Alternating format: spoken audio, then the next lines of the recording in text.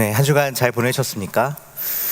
하나님께서 또 이렇게 우리 가운데 눈을 보내주셔서 또 이렇게 한 주일에 또 다른 한 주의 시작을 이렇게 눈을 보게 해주심에 또 감사를 드립니다.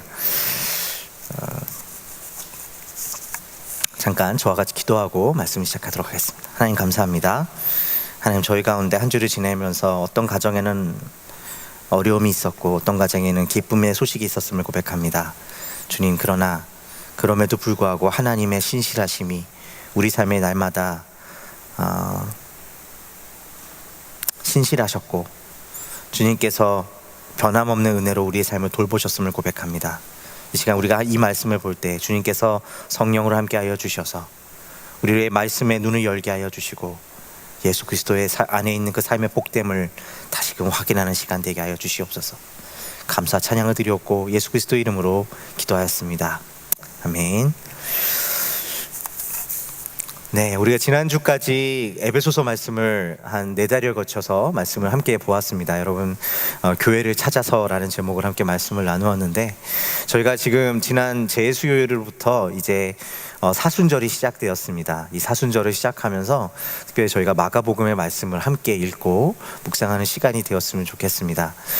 마가복음, 제가 지난번에 한번 말씀을 드렸지만 저희가 이렇게 책별로 성경을 같이 읽고 말씀을 전하는 이유 중에 하나는 이 설교 시간, 예배 시간뿐만이 아니라 여러분의 삶 속에서 마가복음을 이 시간을 통해서 같이 읽어보는 시간이 되기를 바라는 마음입니다. 여러분 안에 이 말씀을 읽는 과정 가운데 하나님께서 주시는 특별한 은혜가 있게 되시기를 주님의 이름으로 축원드립니다. 얼마 전에 그 한국 공군에서 군목으로 사역하시는 한 젊은 목사님께서 소위 이단에 빠졌다가 돌아오는 젊은 청년들과 상담하면서 나눈 그 이야기들을 모아서 웹사이트에 만화로 이렇게 기재하셨던 일들이 화제가 되었던 적이 있습니다. 그 책에서 목사님은 단지 이단에 대한 비판과 문제를 쏟아놓는다든지 혹은 청년들에게 이단에 대한 경각심을 이야기하고 어떻게 하면 이단을 잘 분별하고 거기로부터 도망칠 수 있는 것인가에 대한 이야기만을 한 것이었다면 아마도 그 만화가, 그 책이 그토록 많은 사람들에게 공감을 얻어내지는 못했을 것입니다.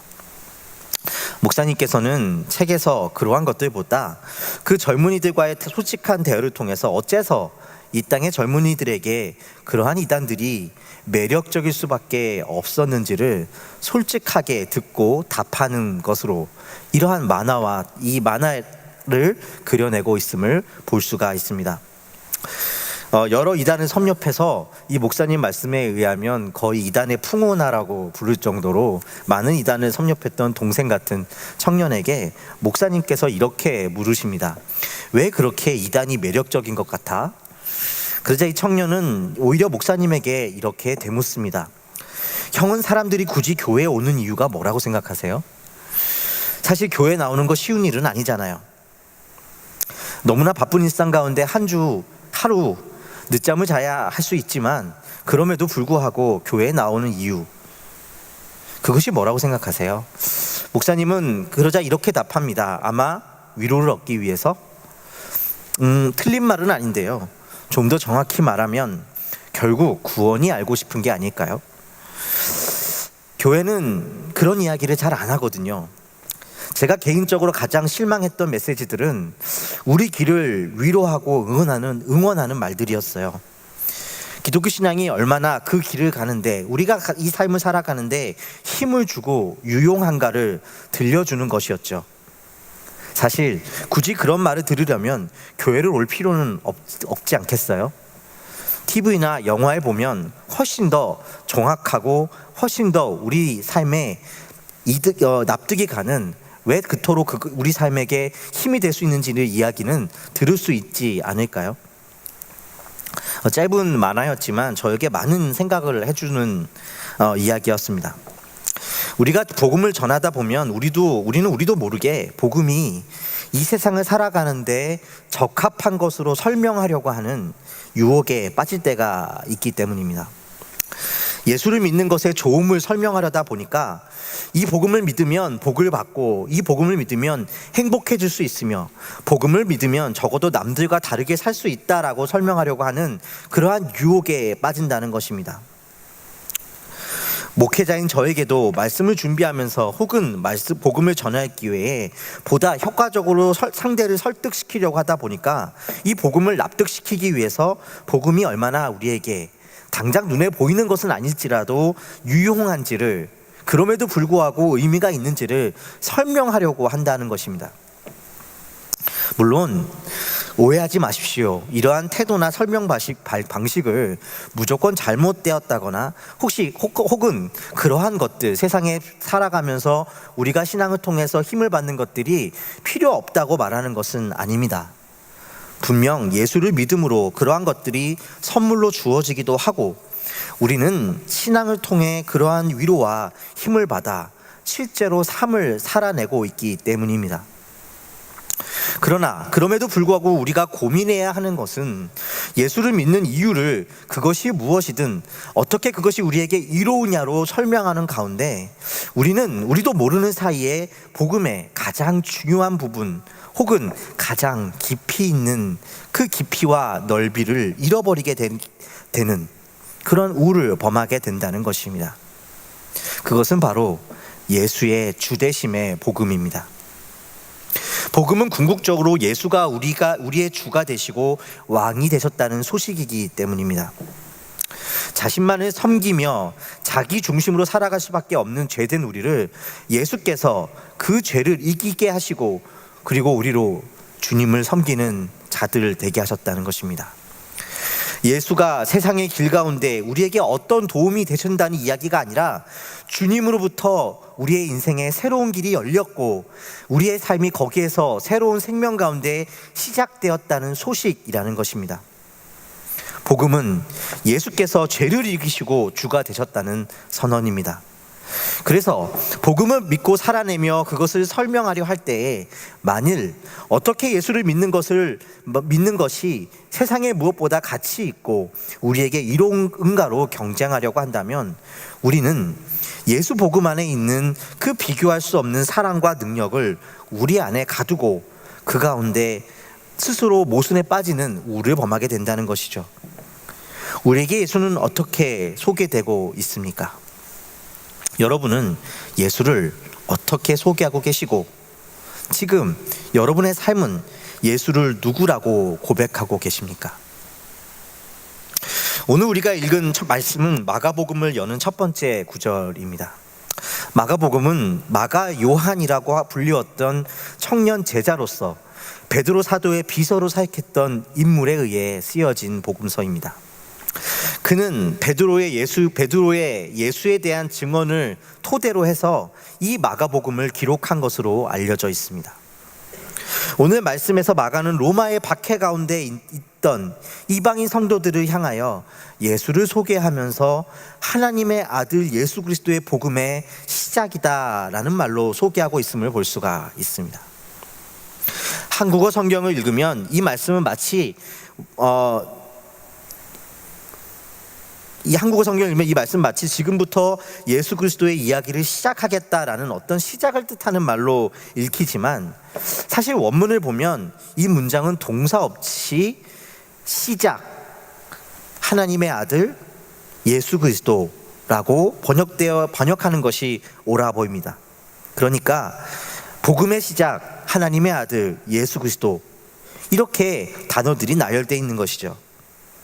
그러니까 이 문장은 앞으로 복음이 무엇인지를 설명하겠다는 뜻이 아니라 하나님의 아들 예수 그리스도가 복음의 시작이라는 뜻입니다. 그러니까 지금 이 복음서를 통해 예수를 증언하고 있는 베드로와 또 그것을 기록하고 있는 마가는 지금 예수가 누구인지를 소개하면서 그분이 자신들의 삶의 시작이신 분이라고 소개하고 있는 것이죠. 예수로 말미암아 그 이전에 그들의 삶에서 상상할 수 없었고 생각할 수 없는 새로운 시작이 있게 되었다라는 이야기입니다. 마가와 베드로는 왜 예수를 시작이라고 이야기하고 있는 것일까요? 예수는 마가에게 그리고 베드로에게 어떤 시작을 가능하게 해주는 분이셨을까요? 그 문제에 대한 단서를 찾기 위하여 우리는 여기 1절에 예수에 대하여 표현한 그리스도요 하나님의 아들이라고 하는 표현이 마가복음 8장과 마태복음 16장에 기록된 베드로가 예수님을 향하여 한 고백에 있었음을 확인할 필요가 있습니다. 마가복음 8장 27절에서부터 34절까지의 말씀을 제가 읽겠습니다. 예수와 제자들이 빌립보 가이사라 여러 마을로 나가실세 길에서 제자들에게 물어 이르시되 사람들이 나를 누구라 하느냐. 제자들이 여짜와 이르되 세례 요한이라 하고 더러는 엘리야 더러는 선지자 중에 하나라 하나이다. 또 물으시되 너희는 나를 누구라 하느냐. 베드로가 대답하여 이르되 주는 그리스도이시니라 하매 이에 자기의 일을 아무에게도 말하지 말라 경고하시고 인자가 많은 고난을 받고 장로들과 대제사장들과 서기관들에게 버림받아 죽임을 당하고 사흘 만에 살아나야 할 것을 비로소 그들에게 가르치시되 드러내놓고 이 말씀을 하시니 베드로가 예수를 붙들고 항변하매 예수께서 돌이키사 제자들을 보시며 베드로를 꾸짖어 이르시되 사탄아 내 뒤로 물러가라. 내가 하나님의 일을 생각하지 아니하고 도리어 사람의 일을 생각하는도다 하시고 무리와 제자들을 불러 이르시되 누구든지 나를 따라오려거든 자기를 부인하고 자기 십자가를 지고 나를 따를 것이니라. 예수께서 제자들에게 사람들이 자신을 향하여 누구라고 이야기하느냐라고 물으십니다. 제자들이 이야기하기를 더러는 세례 요한이라고 하고 또 엘리야라고 하고 더러는 선지자 중에 하나라고 한다고 이야기합니다. 그러자 예수님은 베드로에게 다름 아닌 너는 나를 누구라 하느냐라고 다시 되물으십니다. 베드로는 예수님을 향하여 주님은 주님이시고 또한 그리스도라고 고백합니다. 마태복음에서는 이때 베드로가 한 고백을 좀 더 자세히 풀어서 예수는 주님이시고 그리스도이시고 하나님의 아들이라고 고백했다고 기록하고 있습니다. 그리고 예수님은 그 베드로의 고백을 귀하게 보셨고 이어 마태복음과 마가복음이 함께 예수님께서 베드로의 이 고백을 들으시고는 이것을 누구에게도 말하지 말라고 당부하셨음을 기록하고 있습니다. 그것은 이제 그가 고난을 받고 십자가에 달렸다가 사흘 만에 부활하게 될 것임을 제자들에게 말씀하셨기 때문입니다. 그러자 예수가 주님이시며 그리스도라고 고백한 베드로는 예수를 붙들고 항변하기 시작합니다. 여기서 항변했다라고 하는 것은 사실은 꾸짖었다라는 말로 번역하는 것이 옳습니다. 그러니까 지금 베드로는 방금 주님께 주님이라고 고백했으면서도 지금 다시 예수님을 꾸짖고 있는 것입니다. 방금까지 예수를 주라고 이야기했지만 예수께서 자신이 고난당하고 죽을 것이라고 이야기하는 앞에서 예수님을 막아설 수밖에 없었던 이유는 그가 그리스도를 오해했기 때문이었습니다. 그리스도가 죄의 문제를 해결하시는 분이셨음에도 그는 그리스도가 오히려 그 예수의 길을 죄를 따르는 자로 오해했던 것입니다. 죄의 문제는 무엇이었습니까? 제가 여러 번 말씀드린 것 같이 죄는 자기 중심성, 자기 섬김입니다. 그러나 베드로는 그가 예수를 따랐음에도 불구하고 예수를 주로 고백했음에도 불구하고 죄의 문제를 이기시는 왕, 그 그리스도로서 예수를 그리스도로 고백하고 이해한 것이 아니라 당시의 사람들이 이해한 것 같이 힘으로써 그들의 욕망을 이루어질, 그래서 사실은 자기 섬김의 죄를 따르는 로마 황제와 같은 왕으로 이해했다는 것입니다. 그래서 예수님은 자신이 그리스도이심에도 그 사실을 알리지 말 것을 말씀하신 이유가 여기에 있었던 것이죠. 베드로는 예수를 주로 고백하면서 그의 삶에 주인이 바뀌었다는 사실을 이야기하는 것처럼 보이지만 겉으로는 베드로가 달랐을지 모르지만 사실은 그의 삶에는 아무것도 새로운 것이 없었습니다. 왜냐하면 예수 그 자신으로부터 시작한 것이 아니라 베드로 자신으로부터 그의 인생이 시작되었기 때문이라고 이야기합니다. 하나님을 위한 것이었고 대의를 위한 것이었다고, 예수를 위한 것이었다고 베드로는 말했을지도 모릅니다. 그러나 아무리 그 방향이 선을 향하고 있다 하더라도 결국 그것으로 자신을 섬기는 인생이라면 죄 가운데 있는 인생이었던 것이고, 그 결과는 십자가 앞에서 베드로가 그러했듯 우리의 삶은 죄된 세상의 거센 현실 앞에서, 그 결과는 십자가 앞에서 베드로가 그러했듯 아무것도 달라지지 않는 것이었습니다. 죄된 세상 앞에서 삶으로, 자신을 섬기는 삶으로 돌아갈 수밖에 없는 것입니다. 그래서 베드로는 자신이 예수를 주님이시오 그리스도라 고백했음에도 불구하고 그 의미를 잘 알지 못했음을 보여줍니다. 예수가 새로운 일을 행하실 수 있는 시작이었음에도 불구하고 베드로는 여전히 자신을 그 출발점으로 삼았기 때문입니다. 베드로는 예수를 주로 고백했음에도 실제로는 그가 다른 이들과 같이 예수를 주가 아닌 자신의 인생을 가는, 자기 섬김의 길을 가는 데 있어서 그분이 어떻게 자기를 위로하실 수 있고 그 길을 가는데 좋은 말을 해줄 수 있는 선생이요 조언자로 믿고 이해했음을 보여줍니다.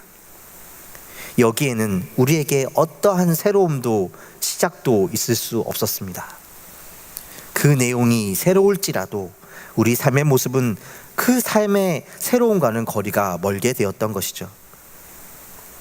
그래서 예수님은 자신의 고난을 막아서겠다는 결단에 가득한 베드로를 향하여 꾸짖고 계신 것입니다.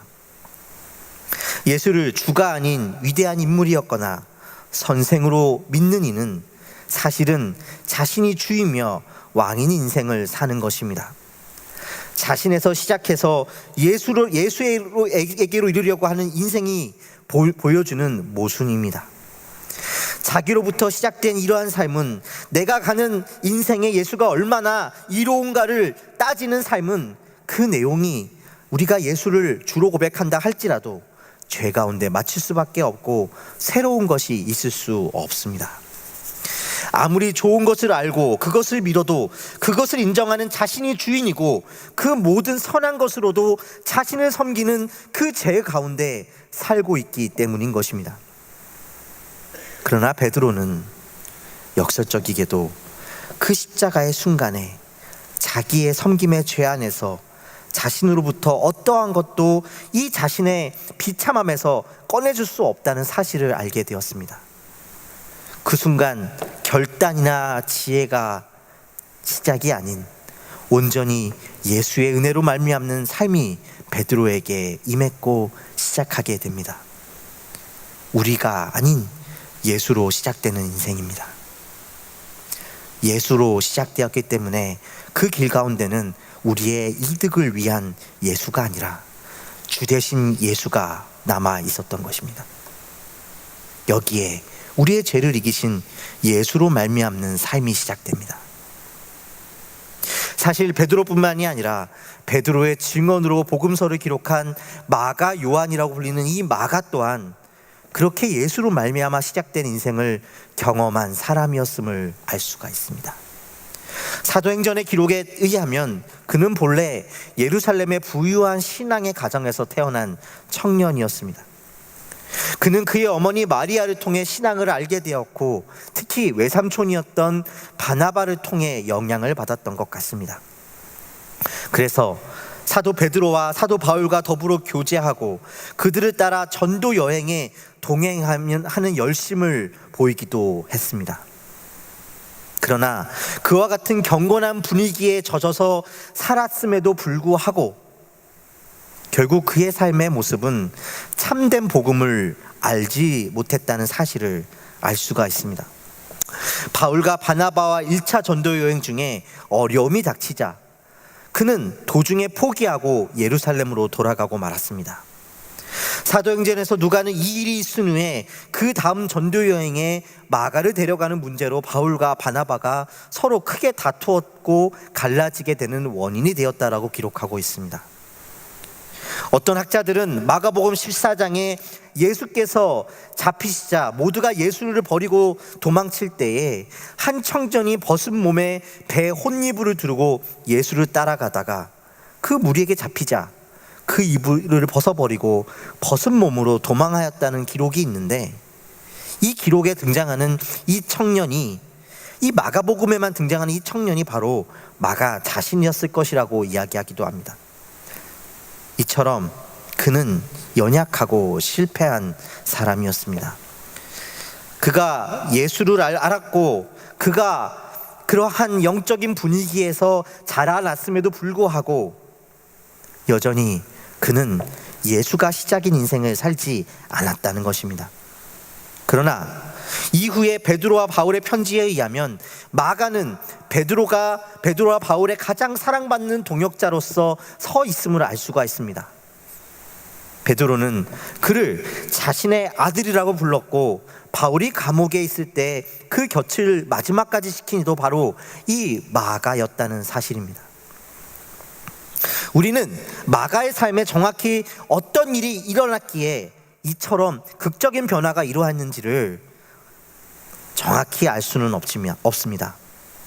그러나 한 가지, 이 마가복음을 통하여서, 그리고 사도행전의 기록을 통하여서 베드로가 그랬던 것처럼 마가 또한 소위 신앙으로 살다가 실패하는 자신의 모습을 보면서 바로 자신의 기준으로 살다가는, 자신의 기준으로 예수를 이해하고 예수가 내 삶에 어떠한 이득과 다른 삶을 만들어줄 수 있는 것인가로 이해하고 사는 것은 결국 이 십자가의 현실 앞에서 십자가 예수를 왜 믿어야 하는가라는, 어떤 이로움이 있는가라는 냉혹한 질문 앞에 서게 되었을 때 무너지고 부서질 수밖에 없었다는 사실을 보여주고 있는 것입니다. 그러나 베드로가 그러했듯 그 순간에 마가는 자신이 하나님을 섬긴다고 하면서도 자기 섬김 가운데 있었음을 알게 되었을 것이고, 그때 역설적이게도 자기 섬김의 죄에서 우리를 구원하시고 죄를 이기심으로 우리로 새로운 삶을 살게 하시는 그리스도 진정한 왕 예수를 만나게 되었던 것입니다. 그래서 마가에게 예수는 비로소 자기 섬김의 죄에서 자유한 삶의 시작이 되었습니다. 나로 시작한 삶은 결국 자기 섬김으로 맞춰지지만, 예수를 믿기 위해서 예수로 말미암아 시작된 그 생명의 길에 시작된 그 삶에서, 예수를 주로 섬기는 삶에서는 이 죄에서 이길 힘이 있음을 알게 되는 순간이었다는 것입니다. 우리는 예수로 시작하게 되었고, 거기에 세상의 이로움과 우리의 무엇으로 바꿀 수 없는 생명이 있음을 알게 되었습니다. 그래서 예수는 우리의 시작입니다. 우리에게 필요한 것들을 채워줄 수 있기 때문이 아니라 예수가 우리로 하여금 새로운 생명을 시작하게 하신 분이시기 때문입니다. 그렇다면 어째서 마가는 로마에 박해받고 있는 이 성도들에게 예수를 이와 같이 소개하고 있는 것일까요? 사실 여기서 표현되고 있는 하나님의 아들이라는 표현은 본래 로마 황제에게서 부여된 칭호였습니다. 곧 왕을 가리키는 뜻이었던 것이죠. 황제가 숱한 이방 민족을 물리치고 로마의 영광을 세워가는 이야기들을 로마인들은 복음이라고 불렀습니다. 그런데 마가는 지금 예수가 왕이고 예수의 십자가의 이야기가 도리어 승리라고 이야기하고 있습니다. 힘과 눈에 보이는 것들을 섬기는 세상 속에서 우리가 예수를 믿고 살아간다는 것은 사실 굉장히 어리석어 보이는 일입니다. 처음에는 그저 간단한 문제였을 수 있었겠지만, 이러한 세상 속에서 예수를 그래도 믿고 순종하고 말씀을 따라 살아가는 이 신앙에 대해 진지해져 갈수록 고민이 깊어져 갈 수밖에 없었을 것입니다.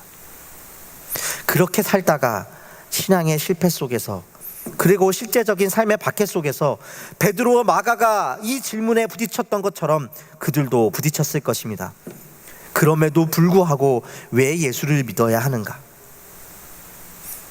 만일 그런 그들에게 마가가 예수님이 우리의 조언자이시고 그럼에도 우리의 삶을 행복하게 해줄 수 있는 어떤 이유를 찾았다면 그것으로 예수를 선생으로 위로의 말을 전하는 조언자로 그들에게 소개했다면 그것은 그들이 지금 예수를 믿는 믿음으로 겪는 고난과 그들이 감내해야 하는 현실을 너무도 가벼이 보는 것이었을 것입니다.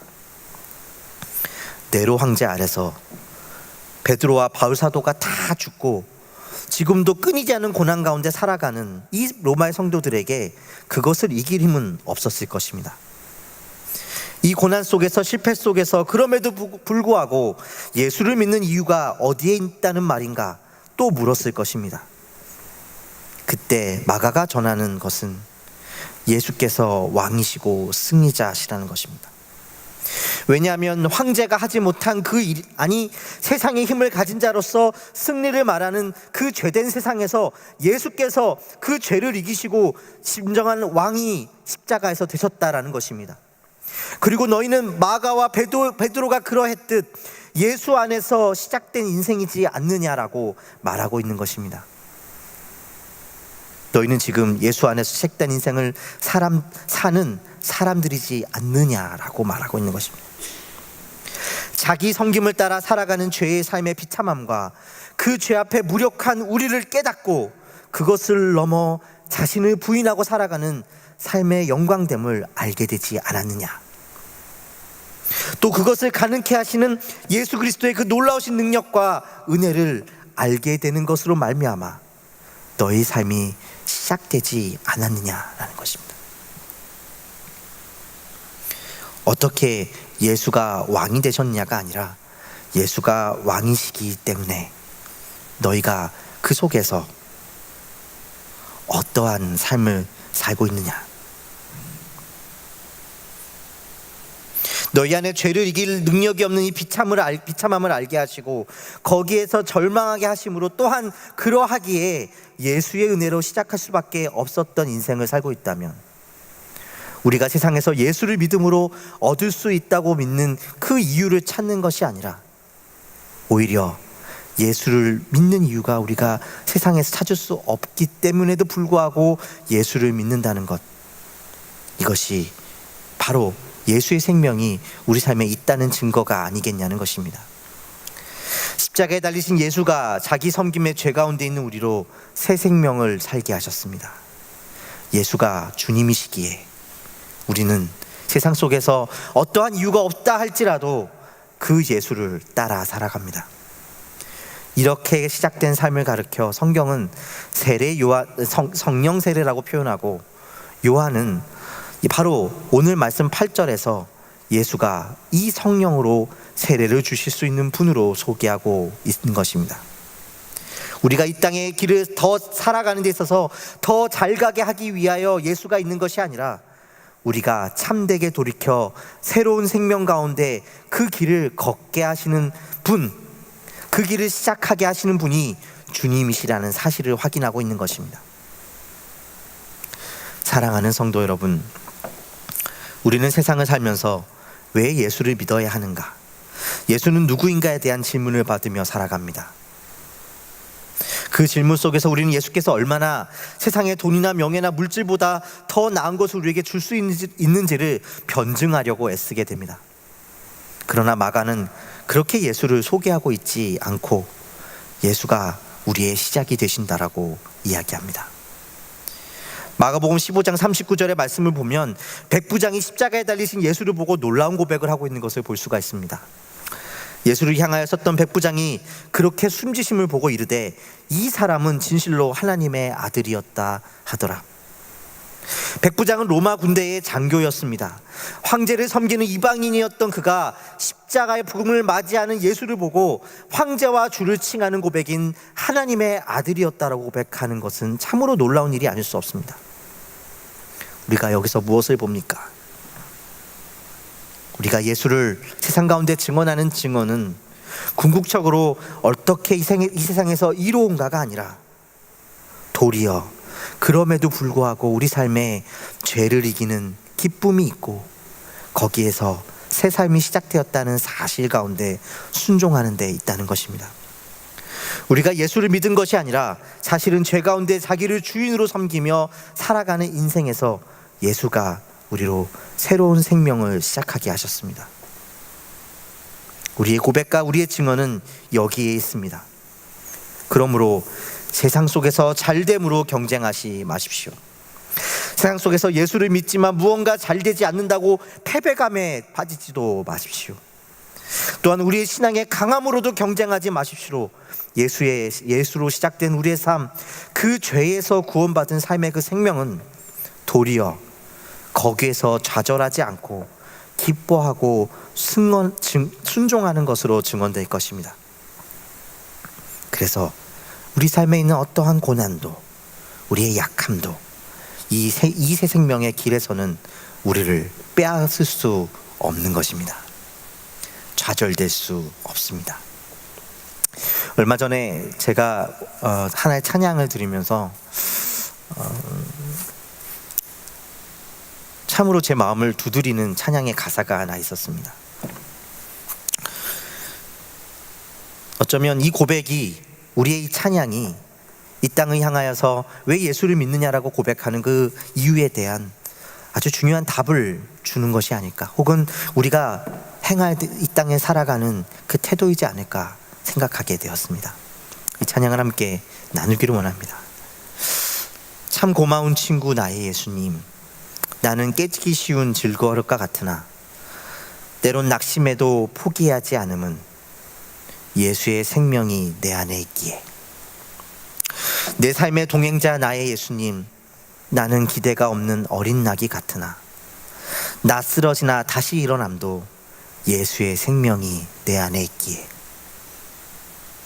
나의 약함은 나의 자랑이요, 나의 실패는 나의 간증이요, 나의 아픔은 나의 영광이니 그 부르심 따라 내가 걸어갑니다.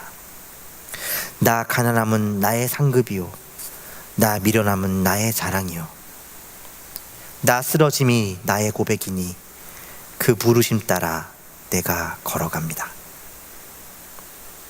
사랑하는 성도 여러분, 예수께서 죄를 이기셨습니다. 그리고 우리로 하여금 그 죄를 이긴 인생으로 부르셨고 시작하게 하셨습니다. 여기에 우리의 영광이 있고 여기에 우리의 삶에 기쁨이 있음을 고백하십시다. 그 안에서 우리의 어떤 약함도 우리의 그 영광에서 제할 수 없고, 그것은 자랑이 되며 우리의 실패는 간증이 되고 우리의 아픔은 영광이 됩니다. 예수의 생명이, 죄를 이기신 생명, 그 놀라운 영광이 우리 가운데 있기 때문입니다. 사랑하는 성도 여러분, 예수를 왜 믿으시는가 고백하는 이 질문 가운데 다름이 아니라 예수가 우리로 죄를 알게 하셨고 죄된 우리로 하여금 예수 안에서 새로운 생명을 알게 하셨다라는 이 고백 가운데 여러분의 삶이 만들어지시고 선포하시는 여러분의 삶이 되시기를 주님의 이름으로 축원드립니다. 함께 기도하겠습니다.